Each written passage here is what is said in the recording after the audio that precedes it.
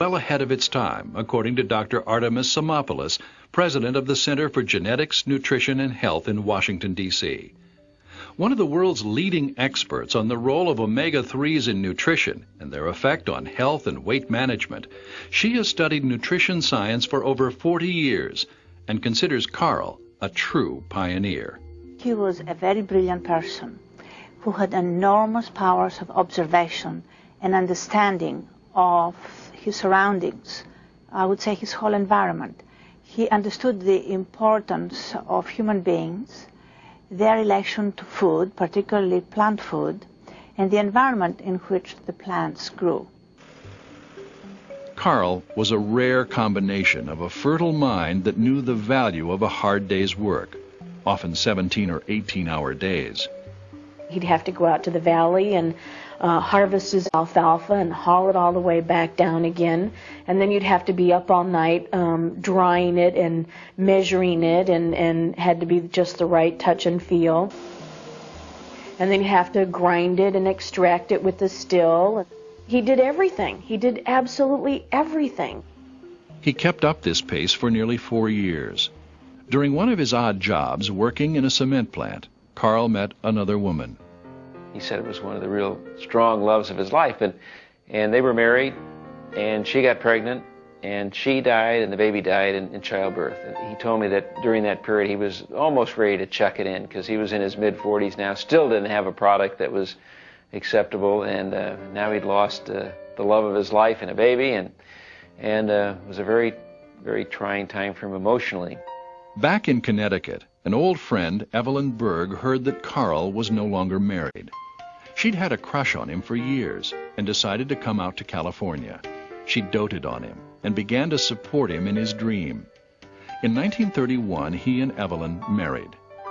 But there were still lots of long days and nights of product development ahead of them.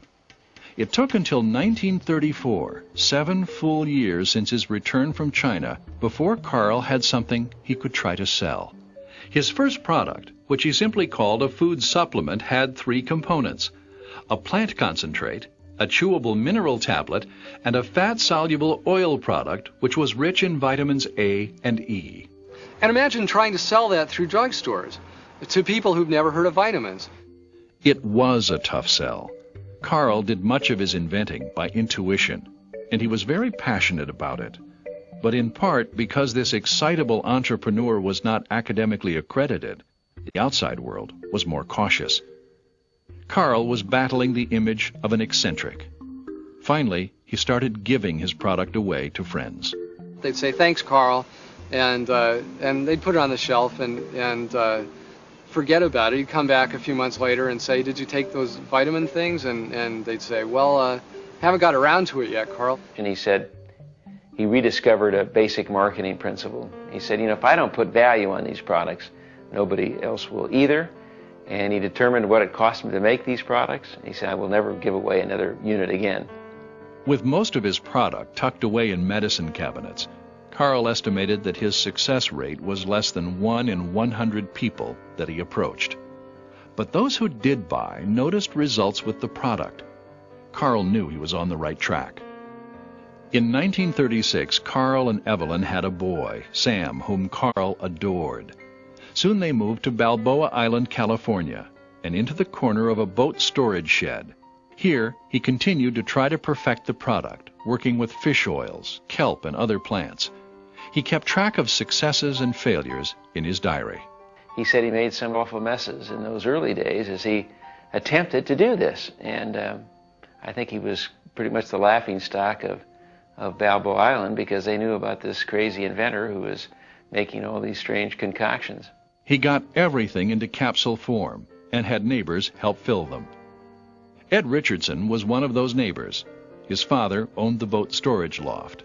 And while Carl sometimes got locals to try his samples, it was not for Ed. I didn't try any of it when he was first making it there. I thought they were rabbit pellets, and I wasn't about to eat rabbit food.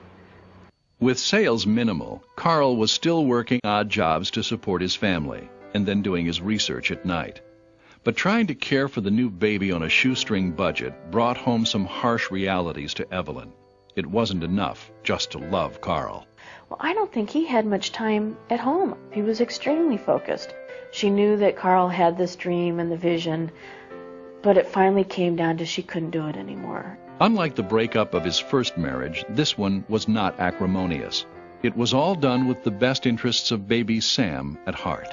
She ended up taking Sam back to Connecticut, where her family lived, and trying to raise Sam there, so Carl was on his own. Money slowed to a trickle. Things became so tight that Carl had to leave the boat shed in the middle of the night without paying the rent. Just selling it by himself, it was impossible. He sent a shipment up to a pharmacy in San Francisco, and a year later he records in his diary that he just received some returns from them, 23 bottles. And he said, that's 23 out of 24 that we shipped. And you could almost see the tears on the diary. You know, this is just not working, shipping it off to somebody who doesn't understand vitamins. In 1939, Carl again set up shop, this time in a small building in a rundown section of Los Angeles. He was still searching for a name for his dream when he stumbled on a scientific journal article written by Roger Williams. Williams used the word Nutrilite to describe all of the things needed in human nutrition, including, but not limited to, vitamins. My father saw this term and he thought, boy, that's a fabulous term. On April 3, 1939, Nutrilite and Nutrilite's Inc. Thinking this over for a week and like it better every day.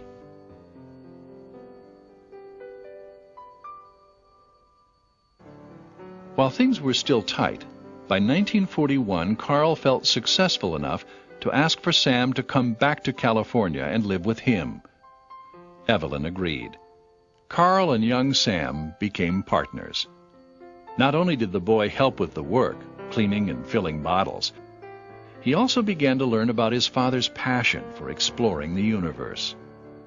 He made his own little microscope to look at pond water, and he was always impressed with the micro universe. At the same time, he built his own telescope to look at the majesty of the stars. And he was so intrigued by this incredible, distances and sizes and how it all, worked together. Carl often took Sam fishing near Newport Beach, California. And Sam overheard some people who were looking at the beautiful houses there and commenting how lucky those people were to own those homes. Carl pulled his son aside. He said, I don't want you listening to those fishermen. Most of these people who live in these homes, they had ideas, and they turned those ideas into products, and they were extraordinarily successful at it. And he said, we have an idea. He said, someday our idea is going to be accepted. And he said, someday we might, come back and buy a house down here at the beach and have a boat and have our own boat. But the cold reality then was that there still wasn't much interest in Carl's product. At one point he was living on basically oatmeal and Nutrilite, and not very many people would continue to go ahead with that. But he knew that he was right. He tried different ways of marketing directly to people, from one-on-one meetings to public speeches. One newspaper dubbed him Vita Man. He even tried getting attention via radio. There was a very popular program in the Southern California area called Man on the Street. And it took several days, but finally he, got in the right spot. So when the man on the street was walking, he'd step out, and the guy would say, what do you do? And, then he would tell him, my name is Carl Renborg, and I've developed a new food supplement product. He'd go on about the story. But that was kind of free radio advertising. Nutrilite sold in fits and starts through World War II. Finally, the self-taught scientist decided to get some schooling on how to sell at a Dale Carnegie course. A psychology professor, Dr. William Castleberry, was the teacher.